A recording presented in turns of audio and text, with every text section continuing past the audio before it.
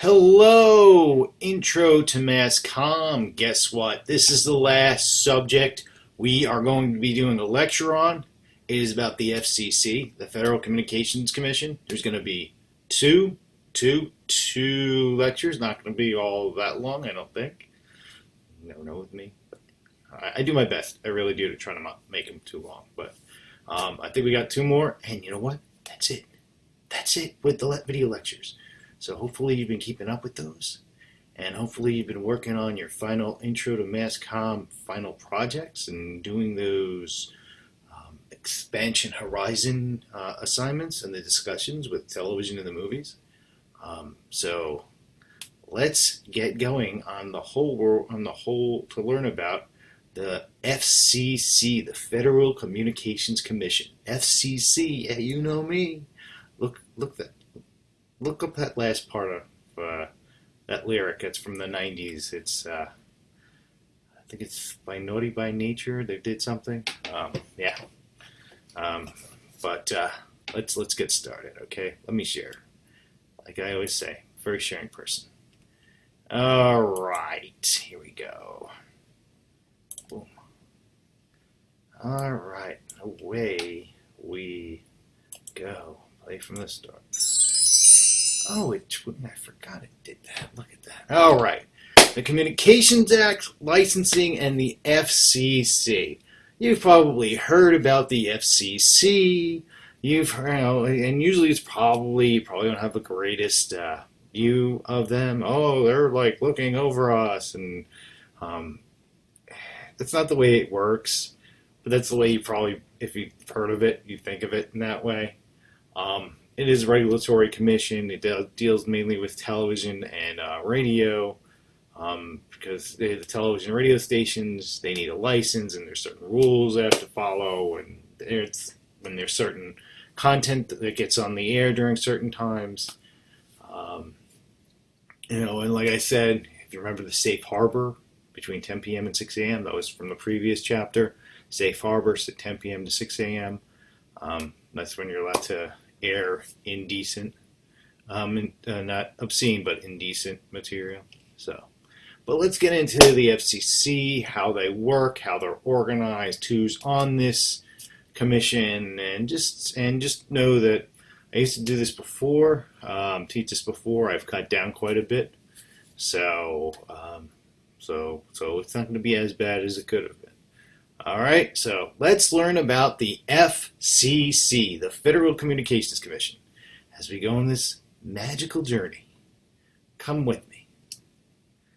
All right, now the FCC was created out of something called the Communications Act. Now, there are rules for this mass comm world. In television and radio, you've got rules. You can't just go hippy-dippy, we're going to go whatever we want. There's very specific rules on broadcasting, on what's frequencies, and what can and cannot be said and during certain times, and making sure, there's all these different rules. So we have to follow them if you're in this industry, all right? One of the things they deal with is licensing.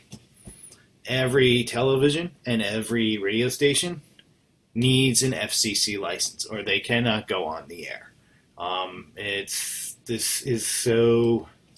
The government can keep order, so it's not just a whole bunch of stuff that's going on, and there's bedlam, and this station is going over this station's frequency or that station's frequency.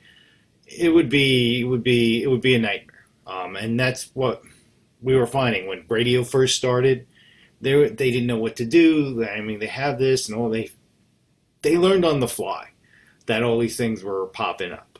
So that's why they had to come up with certain rules for the radio stations. So this is where we see that. Now, the FCC commissions is responsible for overseeing what we call the electronic media world, television, mass comm world, television, radio. Everything has to fall under the guidelines of the U.S. Constitution. It is the Federal Communications Commission. So it is an agency of the federal government, which then has to fall under the guidelines of the U.S. Constitution. So they can't work around it or not under, they have to make sure they fall within the guidelines there, okay? just like any other federal agency. And this falls under a certain television and radio, falls under a certain clause in the Constitution, okay? Article 1, Section 8, something 3, gives Congress power to regulate commerce with foreign nations and among the several states. So, from that standpoint, yes, they didn't know about, this is the amazing thing about the Constitution. Of course, they didn't know anything about radio or television back then when they first wrote it, but they didn't know about commerce. And that's where this falls under. It is a form of commerce when you think from a certain standpoint, from a certain point of view, because it is a business and they are broadcasting out, and that goes over state lines and rules with that. So, and they do make money. So that is, and a lot of times they do have interest in other foreign things, or might be part of, there might be some sort of, so that's where it would fall under. When they were looking, this is where this falls under. So this is under the power of Congress, the legislative branch. And this is called the Commerce Clause. So this is where basically the federal government gets control or has authority over the television and radio industry, right? So yeah, it allows congressional oversight over interstate and foreign, but not intrastate. Okay, things that go on within the state, it doesn't have oversight over that. That goes back to the states' rights, and that's with the Constitution, which is states and which is federal rights. So we see that, so that goes in with there. It is considered interstate. You may ask why, because you have TV and radio stations in each state, and they recognize with that state, but it's the transmissions themselves. Think about the radio broadcasts, think about the television broadcasts. There's not some magical wall once you go across the border. So like if you go across the Pennsylvania Maryland border, you still get the radio station you were listening to. It doesn't stop. Oh, I'm over the border. It doesn't stop, and so that's where they got interstate. Just because of the reach of it and how it works. They can't regulate every single thing. So Congress. So what they do is they delegate certain powers, and they have certain committees and stuff like that. Congress does a whole lot. Some would say not a whole lot of good, whatever they do. Actually, do they really do much? That's a whole other thing. That's on us to make sure they do things. That's the power of the vote is supposed to be for. And if they're doing things that aren't good for us, it's our right to change them, but we never seem to do that because, I know that name. Or we'll look at the letter. I'm going to keep voting that way. Is it getting better? No. But I digress. All right. Yeah, and this is where we have, this is where, since Congress isn't going to do it, this is where they came up with the agency, the Federal Communications Commission, a.k.a. the FCC. FCC, yeah, you know me. Look that up. You might know that. Okay, what was that? Now, I always had a question when I was doing this in college. I'm like, I hear about the FCC, and I kind of killed my whole, that's with the boom, the drum roll. I always like, because I always knew there was an FCC and there was like a board, the Board of Commissioners. I always like, who are these people? And no one even really knows who they are. They've got an enormous amount of power. And you're going to learn about who they are, what they do, how they work. But here's a picture of the most current FCC commission, Board of Commissioners. Now, the FCC is a bigger agency. They've got all sorts of departments and things. Okay, now here's the current board of FCC commissioners. If you can see, there's 4 people here. That's because we've had a recent change in administrations. and now we are still waiting approval of a fifth. There's supposed to be five, but as of right now, there are just four. The thing was, I never got to see who they were. We just kept hearing about them. So I decided to let you guys know who these people are. So here you are. We've got four officially on the board. We just got Brendan Carr. He was on the board before as just a regular commissioner, and now he's the the FCC chairperson of the FCC board. So that happened when the most recent president got elected. He got to declare who the chairperson was for that, and then so they have four now. So there's Brendan Carr, there's Jeffrey Starks, there's Anna Gomez, and there's Nathan Symington. The most recent a nominee is Miss Olivia Trusty. She is Trump's most recent nominee. When he got re-elected, he nominated this person. As you can see, she's from Baltimore. She's done some political science stuff, worked at Quest and Verizon Communications, deals with stuff like that, and internet security, expanding access, that kind of thing. But it's going to take a while for her to be confirmed. We'll see how long that takes. Just to give you an idea of how long that can take, well, this person was the previous nominee by Biden, got nominated right around the same time in 2021. And the way Congress works, they are really good at delaying things. And that's exactly what they did. So they delayed it so much that they never really did a confirmation vote on her.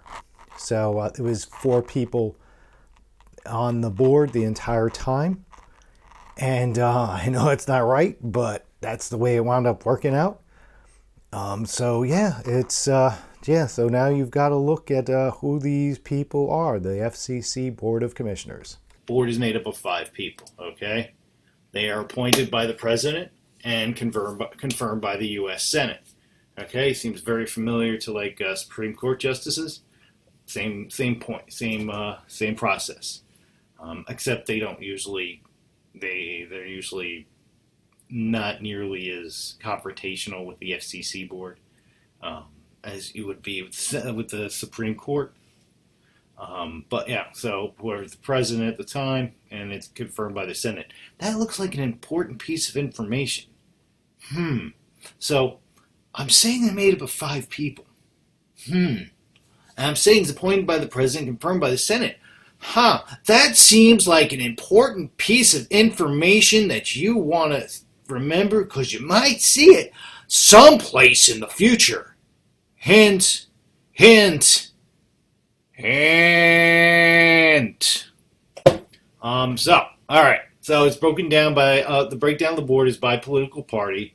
You got two Democrats, two Republicans, and one varies by the administration in power. If the president is Democrat, then the fifth person is Democrat. If the person is Republican, the third person is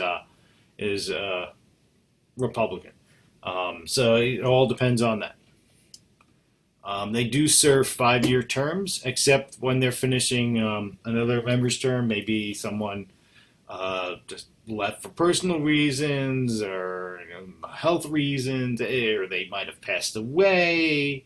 Any number of things. So they said it's a 5-year term, unless they try to figure out they're filling for a year, so maybe they'll let them. I think it depends on how long they serve or how much they fill in there for the limits. So it all depends. They take it by a case basis to see who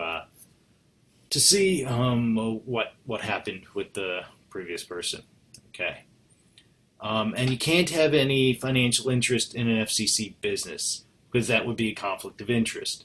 So you can't have any. You can't have like partial ownership in some radio station somewhere, because the decisions that you make can directly impact that station.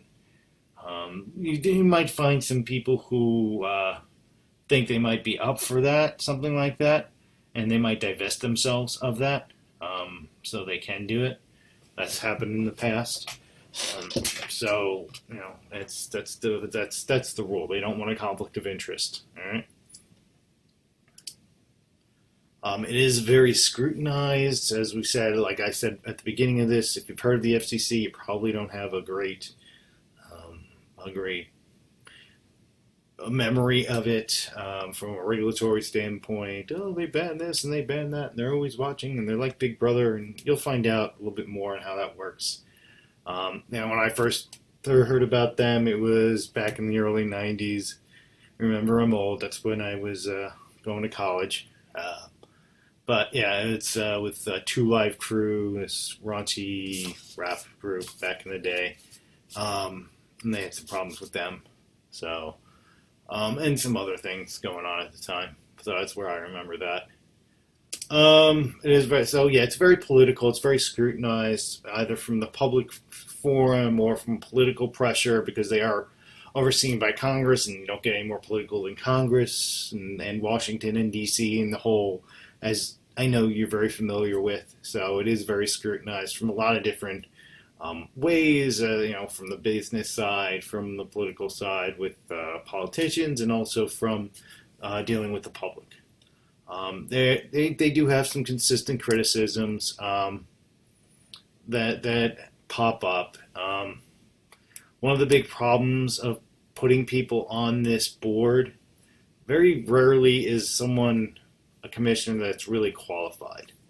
A lot of times, I'm sure you might have heard this somewhere before, but a lot of times a political appointee for any position, they helped the person running in some way. It could be, any number of ways. They've helped them in some way. They were a big help in some way of helping them get into that voted in office. And sometimes they will be, it's okay, I'm going to give them a nice cushy position here. And it can be, they have a political debt, they pay it off. This is my, thank you for helping me get into my position here. So that's one of the problems with the FCC board. And lots of times you find that the commissioners don't have any experience in the mass comm world. They might have, many years ago they worked at a radio station for a year or so, or they did, so they were part of some other thing that represented somebody in a television or radio station or something. It's really minor a lot of times. Very rarely do you have people that might have had some significant experience within the television or radio industry that could say, "Hey, look at that resume. This person would really have a good feel for that." And that's really not the case with the FCC Board of Commissioners. Lots of times these people are lawyers, lifelong politicians, or what I said here, somebody with powers, idiot, fill in the appropriate relative. That happens. That's another very big thing. I know you're very familiar with that. That's the way it's been for a very long time. That's probably something else we should work on and think about with all this family and friends helping, being part of government positions maybe they shouldn't be part of. And that's all parties who've been doing it for many years. Maybe we should come up with rules so people can't do that. That might be our first resolution, or maybe something we start. You're the future. Maybe I can get you to do that. Like, hey, let's start the campaign to stop this silliness that everybody's idiot. Fill in the blank, buddy or friend or relative is getting these positions of power where they probably shouldn't deserve it. But that's part of the aspect of the FCC. Now there's many have used the FCC to put themselves into future employment to put on their resume or consulting, sometimes lobbying, which we talked about. That's part of public relations. So maybe one of you would have doing something like that. You never know. Sometimes it gets you a high-paid law job in what they call communication law, and it's been some recent exceptions, but there's some people like this guy here. This guy is Michael Powell. All right, you would say, who the heck is Michael Powell? Well, he was the chairman under George W. Bush. Powell should be a somewhat, I don't know, I'm sure with your generation, if you know, you may or may not know this name, but Colin Powell, former chairman of the Joint Chiefs of Staff, and he was Secretary of State for George W. Bush, and he ran for president as well, or no, he thought about running for president, but decided against it. Um, but yeah, he was chairman of the FCC board. Julian Janikowski, he was Barack Obama's FCC chairman. He didn't really have any background. His background, Powell didn't have any background. Janikowski didn't really have much of back. He did like some internet stuff that they kind of used. Um, Nice little here. Got a little side note here. Julian Janikowski used to be. He's no longer married to, but he used to be married to Martha Raddatz, Raddatz. She is an anchor reporter at ABC News. Even lots of times she'll do debates, and this was a point of contention in the 2012 debate because she was one of the moderators for the Obama Romney um, debate. She was the moderator for that, and it turns out she was the ex-wife of Julian Janikowski. So it's it's and you so there's kind of like and yes, they get along very well. Um, so I mean, he's Obama's pick, and she's the moderator for that. You're going to find a lot of relationships like that within the media and other things like that, and people of power. Another issue that we should probably think about, and kind of like look at the industry the way it is, and lots of coincidental relations and things like that of people that are in places of power, but also people who are in places of media companies that should probably be more independent, but might not be getting, and that might be one of many problems why we have what we have today. Which once again goes back to you. You're just going to play the game and just fall in line, or you're going to change it. It's up to you. I mean, we're in a very dark place now, very very dark place. For many very reasons. And this was Tom Wheeler. He was towards the end of Obama's term. He was there, so he had a little bit of experience in broadcasting. So he was probably more. It wasn't huge, but he had some. So he's probably one of the more qualified people, as opposed to maybe some of the other people that come before. But I just wanted to kind of give you an idea of who these people are, how they get in there, what their terms are.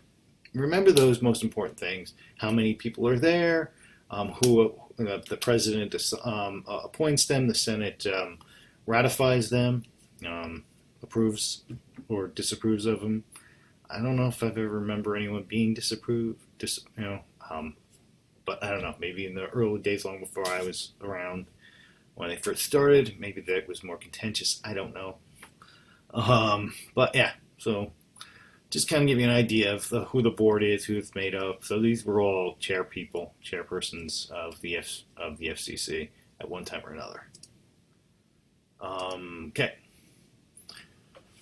So we go back to kind of like the power of how they get their power. Where do they get their power from? Like I said, Congress oversees them. They delegate.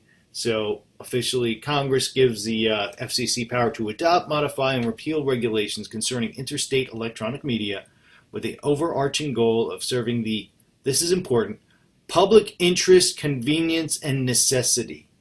That is what they call the PICON standard, and I'll get into that a little bit later in this between the couple of lectures, but public PIC, and then the con kind of like meshes together. Convenience and necessity. So it's what they call, and it's the standard that the FCC follows. It's what's called the PICON standard. That seems important too. I think that might be a test question might see in the future. Now, only Congress can change the role of the FCC by amending or replacing the Communications Act of 1934. Okay, that's where the FCC was born. That's where we came up with the original rules and laws. That 1996 Telecommunications Act I keep talking about all the time. There's our friend, the 1996 Telecommunications Act. That is an amended act within this act, the Communications Act of 1934. So that is part of this. Okay, why? Because it has to deal with lots of different rules and within the industry of television and radio and media in general. So it all kind of comes back. Consider this almost like it's, in a way, the kind of like the Constitution of a way, in the way it's a specific act, but of how television and radio works. They do have a huge amount of power, these commissioners, making all sorts of decisions. With how broadcasting goes, and they have to deal with a lot of the new technologies that pop up. What do they have access to? What do they have? What's the jurisdiction over? For a little while there, back I'd say probably like 2013, 2014, there was a push for the FCC to have jurisdiction over newspapers. I was like, that did not fly, because wait a minute, it's not television, it's not radio, and they wanted monitors. Okay, people, oh yeah, we're just going to monitor what you do and monitor how you do things. We're not going to have anything to do with what you do, or like that did not fly. But they tried it. They tried to do it. Basically, you know how you're waiting for, and they didn't try because people were like, yeah, no, you're not doing that. But they were, to me, it was almost seemed like it was, you know, when you're cooking a turkey or chicken or something and you wait to see if it's done. They wanted to see if they could get away with pulling that. It's like, oh, are they dumb enough yet? Are the people dumb enough yet to fall for this? Not yet. Hope we never get there. I don't know. We'll see. Anyway, but yeah, so House and Senate, they monitor what goes on in the FCC, and basically, and part of that is their annual request for budget appropriations. So money, the purse strings, how much money they are getting to do what they need to do, and like any other political thing or political agency, depending on who's in charge, just like when I talked a little bit about public television, that what they can do and what they do and how they do and what they put their money towards depends on who's in power, presidentially and throughout the House and the Senate as well. All that, and then obviously how technology evolves and how they approach that.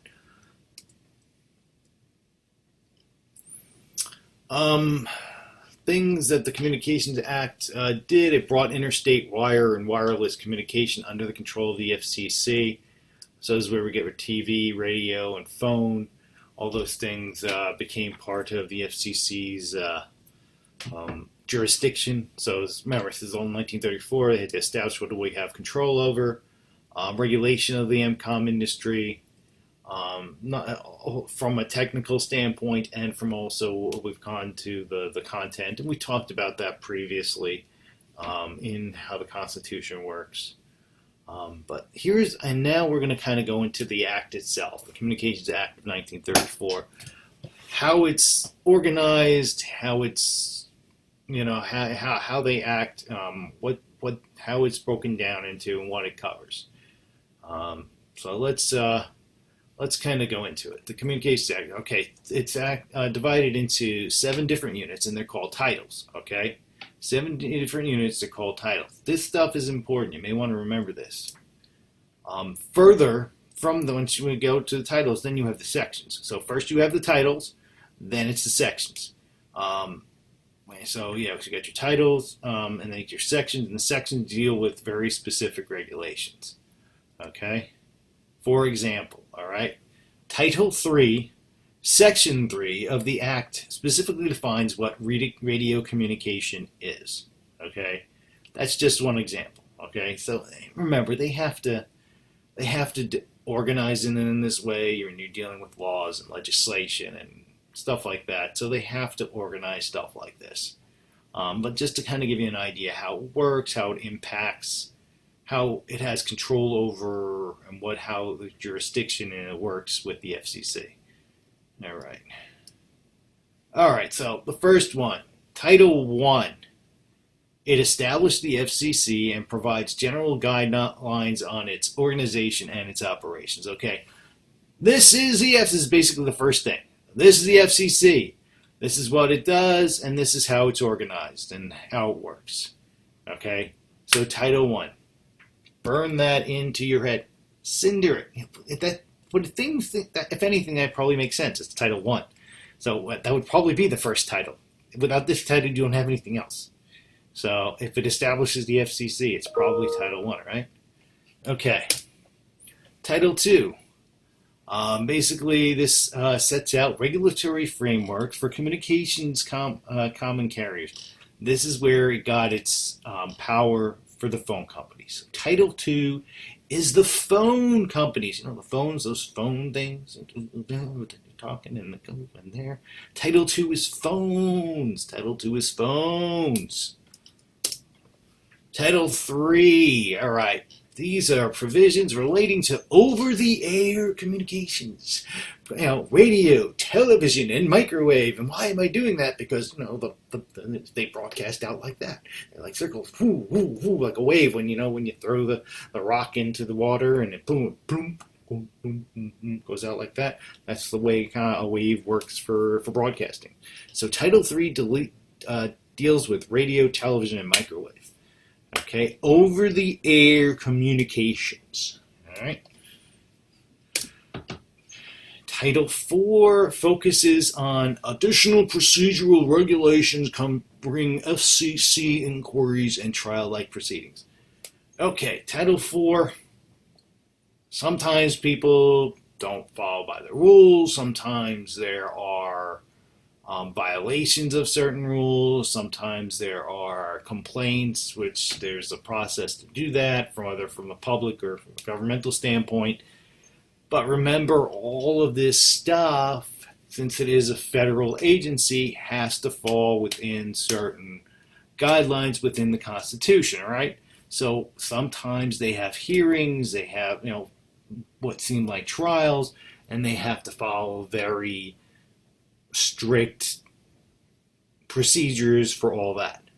So there's certain rules, certain things, certain policies, certain steps that deal with all that, and very, very detailed. So that's what Title 4. So think about like trial-like proceedings. That's what those. So like trials. Title 4 are trials. All right. Title 5 outlines any penalties for the FCC rule violations. You mess up, you don't broadcast on the right frequency, you go over somebody else's frequency. Doesn't really happen nowadays, but if you do, or you might have somebody drops an expletive deleted like at 8:15 p.m. and that's not within the safe harbor, then there might be issues with that, depending on the reaction and complaints. So, whatever penalties or rules that are broken, Title V takes care of any of those penalties for anything that is any rules that are broken. Okay, so penalties for Title V. Title VI. Now, this happened after I was born, believe it or not. Yes, I am that old. I was born in 1971. Man, I'm getting older, but I don't feel old. Anyway, this is where they establish regulatory framework for cable TV. This is now they're not as hands-on with cable television as they are with broadcast television and radio because you have to pay for it. But they still felt they needed to throw some rules in there, and also to give people some opportunity. The public, it's a lot of different things. A lot of different things that have to do with cable television. It might be some content, not as much, but then you like from technical standpoints, you do stuff like that. They also did stuff because remember before you had YouTube, there was no real way or social media with your cameras and your phones for people to broadcast out like you can now. And that's where we would have like cable access shows where people could go to a local cable area, and there was rules that, I mean, if someone wanted to do that, they could have it. It wasn't great, but there were rules for stuff like that. And that's what they did with the cable companies and other things. Everything and anything that had to do with which had to fall within the cable was Title VI. So there was only 5 titles when I was born, and then Title VI popped up in the late 70s to early 80s. So in Title VII, this is miscellaneous provisions such as unauthorized disclosure of private communications or telephone service for the disabled. This is like, okay, we take care of this and this and this and this and this and this, and here's Title VII, and here's just, okay, whatever else kind of pops up that doesn't fit within those first 6, that's what we do with Title VII. And depending on how technology goes and how things work, and some people were talking about the regulation of the internet, do they fall under that? That's always an argument that comes and goes. But Title VII is like, okay, we just need something none of this really fits under Title VI. Here's Title VII, just in case something pops up, so we can say we have control over it, and if it gets big enough, maybe we have to come up with another title. But this is just supposed to kind of, it's like a Band-Aid of sorts, or this is what gives us, if it doesn't fit the others, this is the miscellaneous and other stuff and the rest, okay? And it's a very generic thing, probably not the best, but that's the way it works with the Communications Act. And the Communications Act does get amended. This is 1984, brought as Title VI. But the whole late 70s and early 80s was they were tinkering with it. What do we do with this cable thing? Because it really exploded in the early 80s. And that they had to come up with another title. And then 1992, it popped up again with some other cable things, more dealing with prices and how the cable companies were doing that and their packages, and it was inconsistent, so they felt they had to get into there. And then, of course, how I said before, an old friend, 1996 Telecommunications Act. But we live under now where we have very different things with ownership of who can own so much. That's part of this whole Communications Act of 1934. All right. So that's going to be the last bit of this. That's for part 1. Part 2 will be coming up. So look out for it, and just know there's only one more video lecture that I have, and then you're done. Hooray! With that. Still work to do, but No more video lectures. Okay. All right, that's it. Thank you.